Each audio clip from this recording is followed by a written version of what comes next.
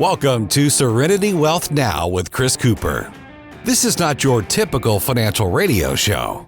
As a licensed CPA, insurance agent, and investment advisory representative, Chris coaches his clients on a holistic view of financial well-being with an objective of providing a complete financial strategy to fund life's goals.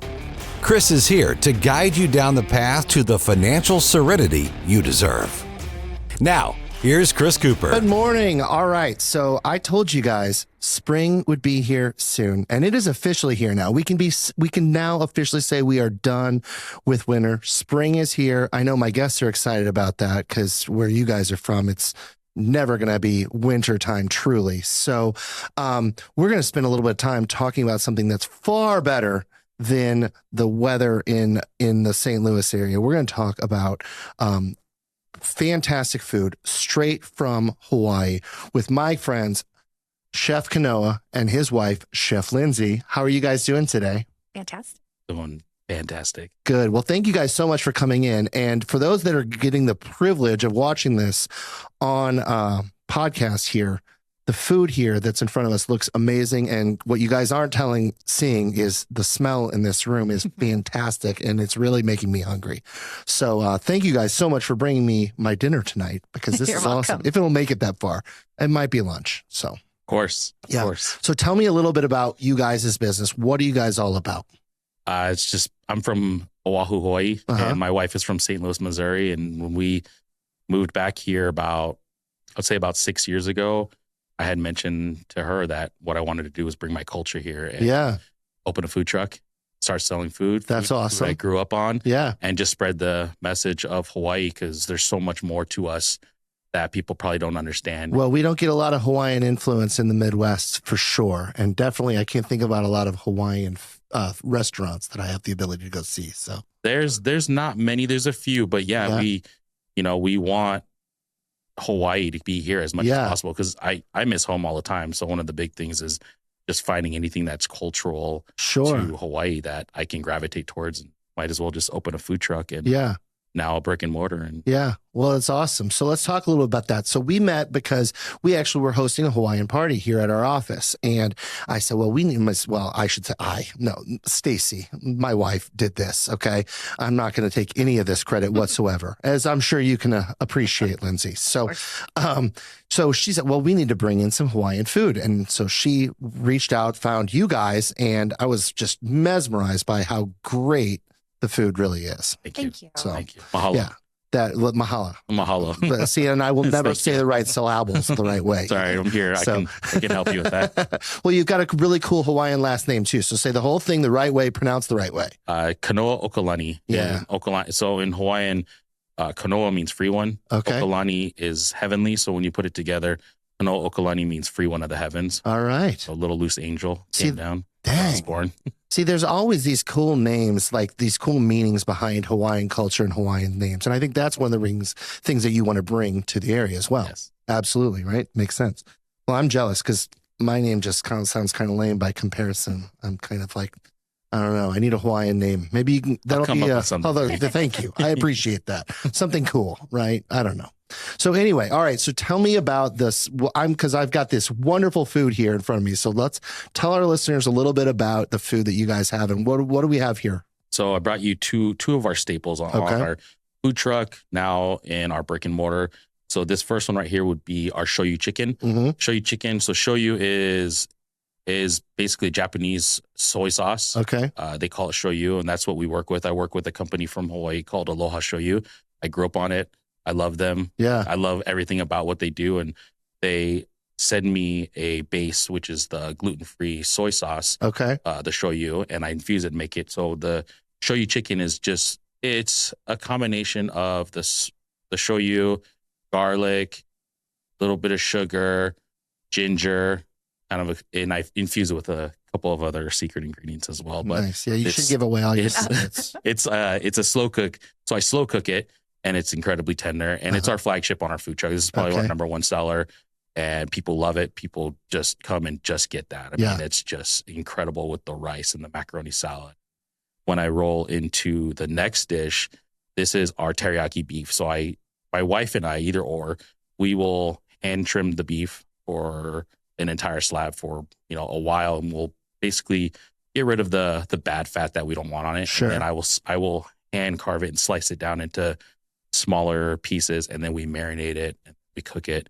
And that's also one of our most popular dishes that we Yeah. And I see both. You got the rice on the sides here for both, and the rice has got a nice little coloration going on up top here too. So, what makes your rice special too? So I've been making rice since I was 5 years old. Yep. One of the first things you learn as a kid, when you're growing up, it's like, hey, go make the rice for the family, because rice is with almost every meal we have. So we do the rice in Hawaii, so this is what we would call a plate lunch. And it comes with 2 scoops of rice, the meat, the protein, and then our Hawaiian macaroni salad. And then on top of the rice, what I do is I add a little furikake, it's basically rice seasoning. So some nori, seaweed, sesame seeds, and just a few other things. It just enhances the flavor of the rice. Excellent. Sometimes people don't want to eat plain rice. Some people do. But when you take a bite of it with that, it just... Well, when you mix everything together, I mean, just the seasonings and everything, it really does add a nice, just island style of vibe to it. It's amazing. Yes. So, absolutely. So I can, obviously you were homesick. Now you've got the ability to share home a little bit with what you guys do as well.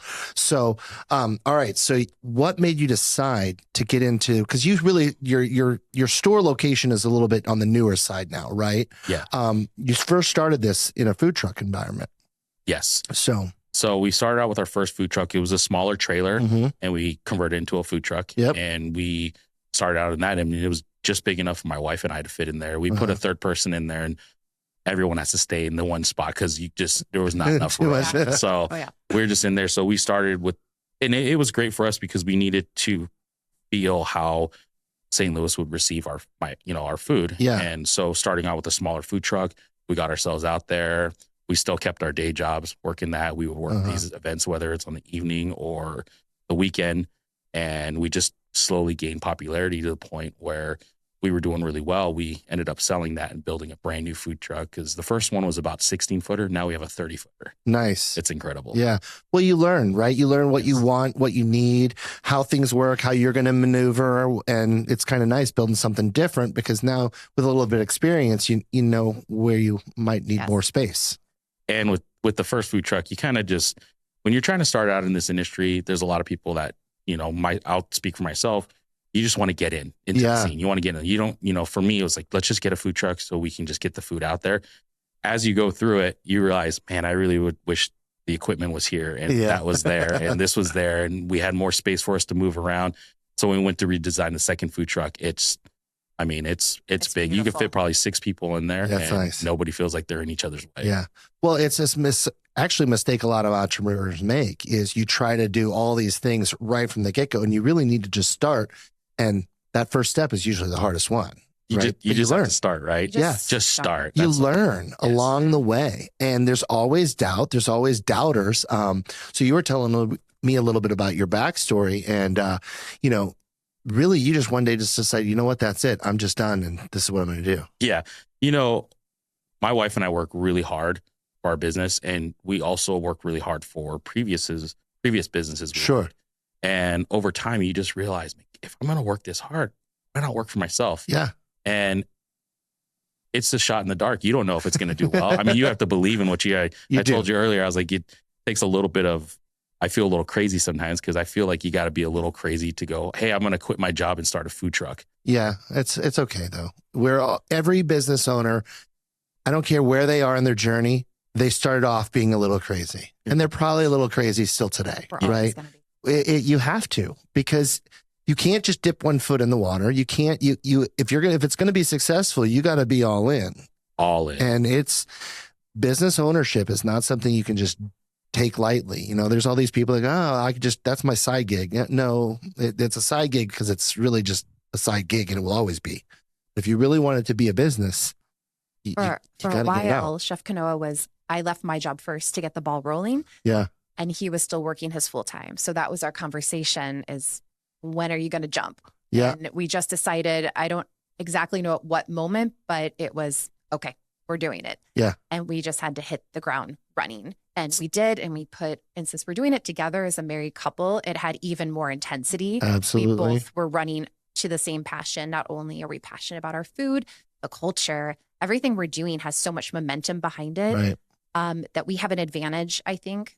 Being, a lot of other food truckers say, wow, I wish my spouse was with or my family. And it's not only us, it's my entire family. It's all the Hawaiians that have come outpouring. They're sitting out there in the lobby right now.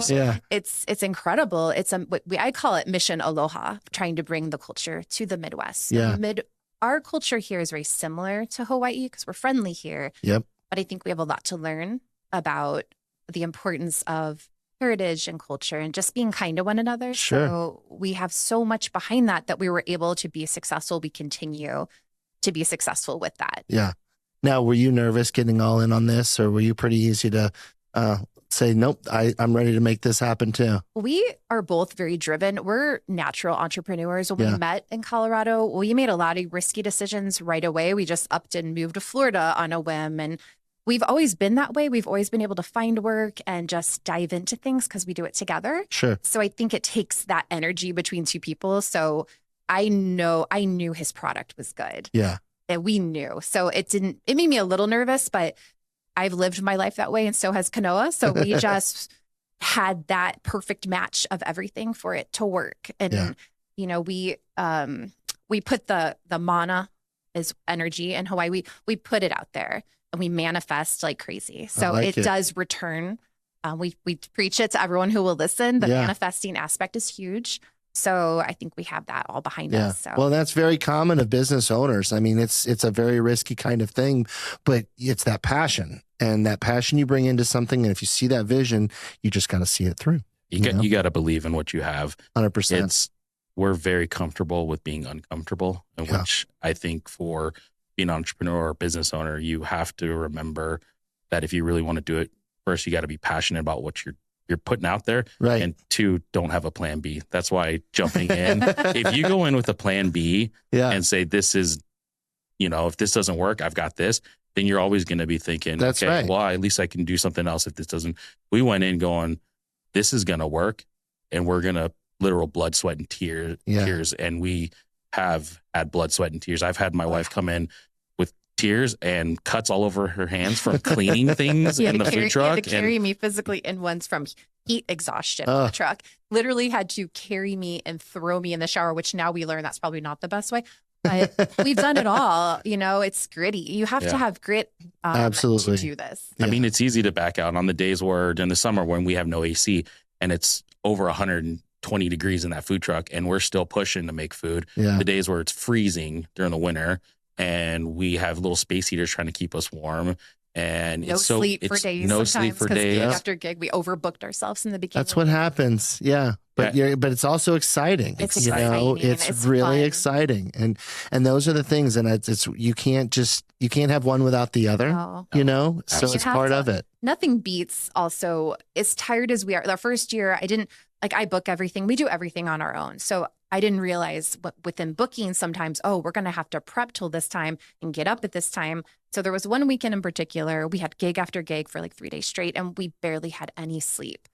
And we just kept going. But once we get to the gig and open the doors and the people flood in and they're trying our food, there's nothing like seeing that change in people. Like maybe they're not as friendly at first and we're always humble, like just try the food. And then they come back and there's nothing that beats that experience. And that drives us more than anything, I think. Yeah, it's incredible. It's the more followers you get, the more people that drive a distance to come get our food, the more they're excited to see us. It reignites. It doesn't matter how tired we are. The minute we see people when we open the window that are there for us because they love the food, any fatigue or exhaustion you have just disappears in that moment. Well, and it's also a little bit different because you're very passionate about it, but there's also a message behind it with that cultural aspect. There's a heritage aspect you got to be pretty proud of here too. You have no idea how proud I am to be Hawaiian. I am Hawaiian by blood, and we have ancestral lines that go all the way, that date back to the King Kamehameha, the first King Kamehameha days. We have our ancestor from our line, he was the high priest to King Kamehameha the first. Wow. And the second, the Kahuna Nui is what they would call it. And I believe I can mention his name. His name was Heva Heva. And I'm a direct bloodline descendant of him. So we are very blessed on so many levels, just having the culture, being from Hawaii, being Kanaka. Kanaka Maoli is what we would say. That's the native people of Hawaii. Okay. To be Kanaka, and then to be able to represent anything we're doing food-wise out here, it just spreads the aloha, because there's so much education that goes behind the food truck. We're not just a food truck. We're not just a restaurant. It's just kind of letting people know we're more than grass skirts and coconut bras, and we don't cook with pineapple. Pineapple's not anything in that our surprised dishes, me. so. I always think pineapple, and you were saying no, there's not a lot of pineapple in Hawaiian cuisine. No, I mean it's like what we would say like an apple. Like it's just a fruit that's there. It was brought there, and it's there. We eat it, but it's not. It's and they grow it. They grow it, and it's just like any other fruit that you would have. It's a fruit that's there. It's just commonly known because it's grown in Hawaii. Sure. And people just associate that everything we cook with as pineapple, and I have to re-educate. Like, no, actually, I don't really cook with pineapple. It's just because you throw pineapple on something doesn't make it Hawaiian. Oh, but we love that part of it. That's I thought it was that easy, but it's not. Come on. That's a part of it too, is educating people, and they're like, "Oh, so we're not ignorant about it. We're just like, oh, actually," and usually we can back that up, explain why and things like that, and people are like, "Oh," and they love that. There's such a rich cultural history behind that too. I love it. You know, it makes it very interesting and very intriguing. It's something that's unique. You were talking a little bit about when we first spoke. There were some people that said, "No, Hawaiian food's not going to do very well here," and that surprises me. You know, as somebody who goes to places where there's food trucks and things like that, and I look for different restaurants. I look for some unique flair. You know, anywhere I go. So to me, I'm like, oh, well, look at this. This is a Hawaiian option. I wonder what this is all about. I'm like, well, that's where I'd go. Right. You know, but I guess that's not where everybody's mind sits. I guess until you try the food, then you understand why it's so amazing. Yeah, so that's true, because it has to be good quality. It has to be good. Yeah. And if it's okay, then you're kind of like, okay, that's great. But yeah, in the beginning, I mean, when I said, hey, I'm going to open up a food truck, I'm going to do food from Hawaii, you get a few eyebrows like, are you sure you want to do that? Or, I think some of it's protecting, for a family and things like, oh gosh, are you guys sure? I worked for Nordstrom for a very long time, which is what I bring to the table, is a lot of people skills and, compassionate, and just really, I take all those relationships and make them very solid for our business. So we took what we had and we left those really good jobs. So people were worried that we were leaving good jobs and going into something risky, but unknown. It's risky. It's always the unknown. I've got a wife and a mortgage and 2 cats and a dog. And, my mother-in-law, her mom lives with us. My mother-in-law, we love you. Shout out to Sandy. And, she's amazing. You have all these things on the line. So like when I told you earlier, I feel like you have to have a little bit of crazy in you to go risk all that and put it on the line and open a food truck. Because you know it's going to work. You just know. And there's only one way to know for sure. And you got to make sure you take it, right? So that's awesome.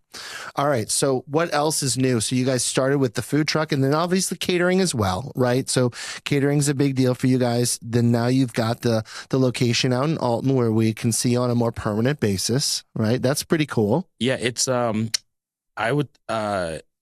there's 9 Mile Garden, which is in Afton. And then Canine Garden is, I think it's closer to the city. I'm not too familiar. He's not as familiar with the area. It's by Tower Grove. It's kind of right there in the middle by Tower Grove in the hill. Okay. And so it's kind of tucked right off of 44 off of McRee Road. Yeah. So that's where the restaurant is. Gotcha. We have it there. That is, it's a shared concept. So 9 Mile Garden, they also own Frankie Martin's. They bought what was previously Bar K, reopened the dog park, but we, along with Picture Perfect Panini, leased the kitchen space. So we're only there Thursday, Fridays, and Saturdays, and then Picture Perfect Panini is there Saturday, Sunday, and Monday. And then they're closed on Tuesdays and Wednesdays.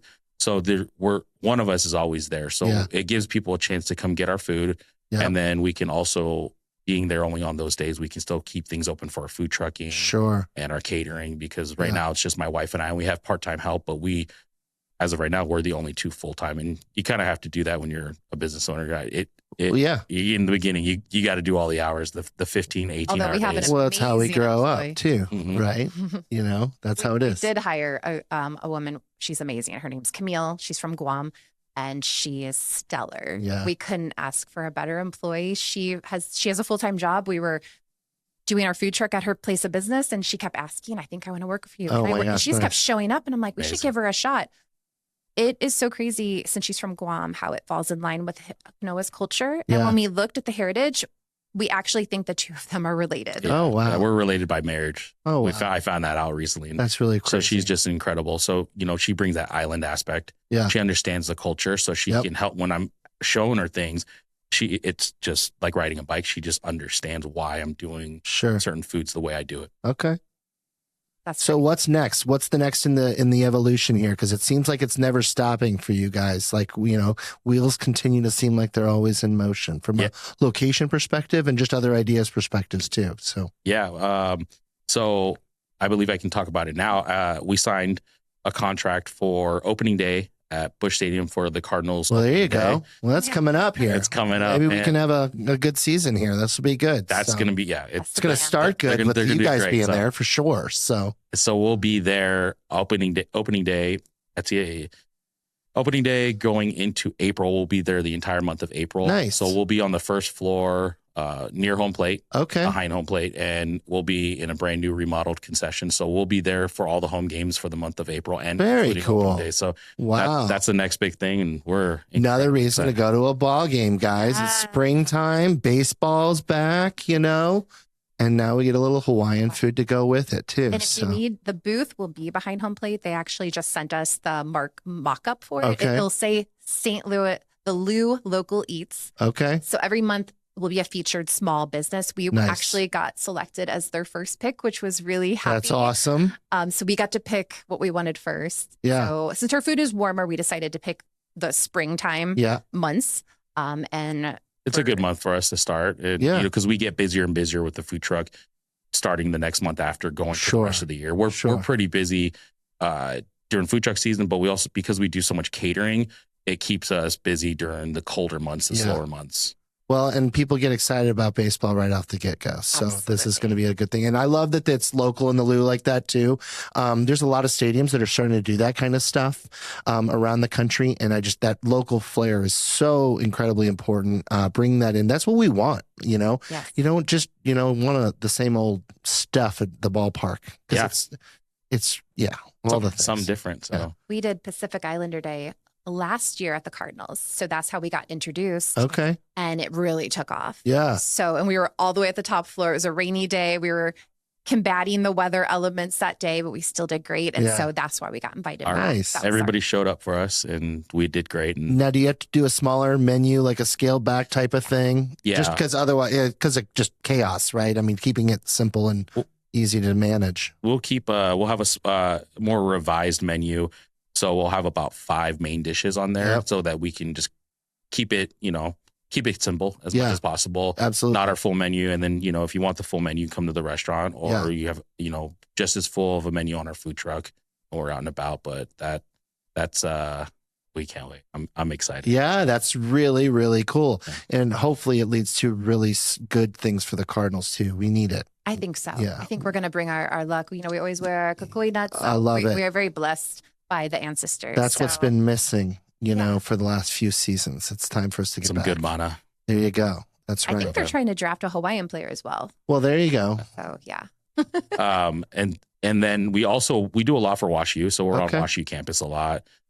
We love feeding the students. The students love us just as much as we love them. So, hopefully we can do something big with them one day. That's the goal, is just, have, it'd be nice to have something with Busch Stadium for the Cardinals and something with WashU. And then we have all our other projects going on right now, but we are very busy. Yeah. And if I could pay someone to sleep for me, I would, because we don't sleep anymore, apparently. That's not fun. Now, if we do have a day off, we are resting. Yeah. Like, we will just turn everything off and just take that or we'll go do something with our dog. We have a golden retriever and we love him so much. So we'll do something with him. But yeah, if we can rest, we try. Well, it's the beginning journey that, it takes the heart and soul and you put a lot into it, but you got to give back and you enjoy the community aspect. And one of the things that I notice is, even though I'm always busy doing all kinds of things, helping a lot of people, It doesn't feel like work if you really enjoy everything you're doing with it, right? 100%. It's part of your fun. I love it.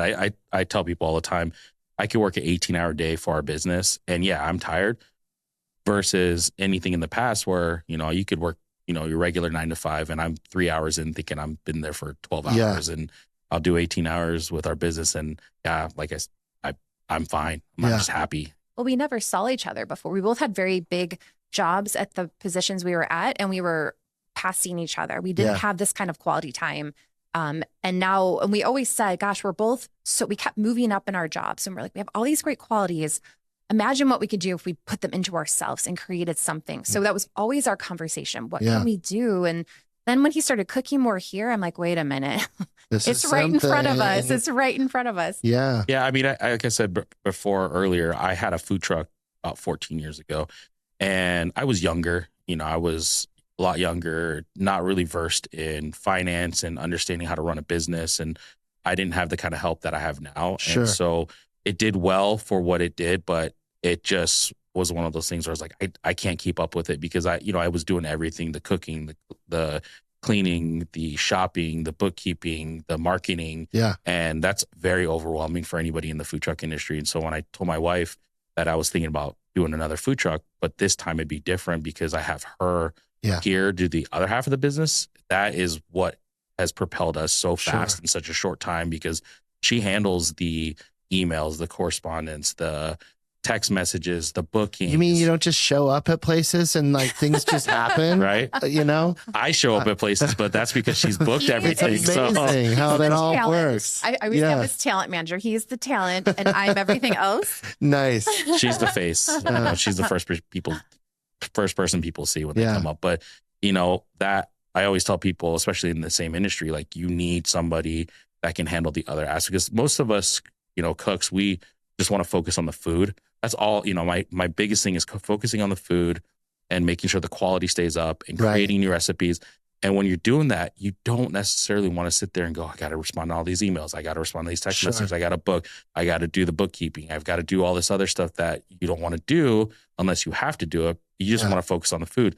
Whereas it all still has to be done. It's all got to be done. So when you have someone like my wife who takes the other half of that business and she's like, I got all that stuff covered. You just focus on the food. We combine it. That propels us forward. Because every now and then throughout the week, she'll go, got another, event coming up. I booked another thing. We have a catering next Tuesday. We have a food truck event next Wednesday. We have all these things. And I'm like sitting there going, I just got to focus on the food. This is so nice. Yeah. This is incredible. Well, it makes it successful because all those things do have to be done. You can't just show up places, right? That's just not how it works. So, all right. So you got a great menu. You got 2 of your staples here. What is the one thing listeners need to think about that you would tell people, hey, I know this is something that you wouldn't necessarily think about ordering, but what's the one thing on the menu that they should order that's going to maybe give them pause? Spam musubi. Yes. That is the one thing that we push out here. And spam has most people when they hear spam, like, no, I'm not going to attempt. Well, that's because what we think about is, just something that's cheap. It's not really good quality, blah, blah, blah, blah, blah. But I don't think that's really true. It is incredible. So our spam musubi, what I do is I take spam, I give it a good sear, and I glaze it in my own teriyaki sauce. Yeah. And then I layer it over rice and wrap it in nori, seaweed. And it's basically like a spam sushi. Now, people have had it before, maybe not necessarily mine, but they've had it before. And if you've had it, you know what you're eating. But most people out here in the Midwest have never had spam musubi, and they just, associate spam to anything they grew up with. And they're like, I don't even want to try like a canned thing that, you just put out, maybe fry a little bit and like, that's it. Right. Canned meat. It's not the same. Yeah. But when we introduced it out here, it's the first thing to sell on our food truck. People come and they buy it in troves. Especially younger generations. Spam's making this comeback where it's cool again. I like it. And we tag Spam a lot and they will repost. Like Spam is a company, which is huge. I'll see them repost us. And I'm like, this is awesome. Nice. It's incredible. It's thoughtful how we do it. Yeah. We don't just slap it together. Spam takes a lot of time to make. And we always say we cook with our mana. So we're very quiet when we make spam. And Kanoa, it took him a while to teach me because I had to learn how to do it to respect the culture and the ancestors. So you're very quiet when you do it. And it's very intricate. So it's not just like we're slapping things together. It takes a while to make. All my cooking is spiritual for me. So it's just what I grew up doing. It's something I love. So for me, it's my therapy. So when I'm cooking or creating, I just get quiet and really immerse myself in the food. And I've had to slowly show my wife how to do it, because it's not just slap it together and throw it out the window to people. It's pour your energy into it and then give it to people, because when they eat it, they're going to feel your energy. You're nurturing people. So that's a big thing with our truck. I think that a lot of trucks might not do if they're doing things for the wrong reason. If you're going into a food truck to make money, then you're going about it wrong. That obviously you have to take care of yourself and your family. I'd say that's for any business too. For any by business, the way. But you have to have something spiritual that connects you to what you're doing. Ours is definitely the culture and the passion and nurturing people, mind, body, and soul. Yeah. We've had a lot of people that have had cancer. The list goes on and on for these stories we have that our friend Terry, his wife is battling cancer. And right now, thank God, she's in recovery, but she hadn't eaten meat in how long? Like she stopped. It'd been a while. She just didn't want to eat meat anymore. And chemo was giving her a bad taste for meat. Sure. It just didn't taste the same until she had ours. And first time she tried our food, that's awesome. Just fell in love with it. So now, we bring them food as often as they want us to. Yeah. And she loves it. And it warms my heart, because I love that food can have a healing effect on people. Yeah. In so many ways. And so when we do it, we are just so focused on just making sure that the food we give to people brings joy. It's not, of course we need to pay our bills, but it's not just the money aspect. It's how do we get incredible food into people's hands and bring a smile to their face and give them such a good customer service experience that they come back and keep coming back because of the way we treat them and the way we feed them. Folks, the passion for the Hawaiian cuisine shows up each and every day, and I'm sure you heard it inside that conversation as well. Very powerful stuff, and the food is absolutely incredible as well. It's all about recipes. It's all about ingredients. It's all about heritage. That is when good things tend to happen. You put all those ingredients into that together, you combine them in the right way with the right passion, and you get the right solution for success. And that's what life's really about. Whether you're a business owner or even if you're just managing your own finances and trying to get the right plan in place for you, the right end objective starts with the right ingredients going in. It is important to think about the end game using the right solutions to get there, the right strategies to get there, or the right food to get there as well. And I love having conversations with entrepreneurs about the exciting journey we take. It is not always easy. It is very stressful, but the passion shows through each and every day. And there's always a different joy the second it gets into that conversation about community. It shows through all the time. And I get to live it each and every day as with the families that I am able to help here at Serenity Wealth Management. I hope you enjoyed the episode. Check out Kanoa's Hawaiian Grill. They are all over the place. Primary location out in Afton now.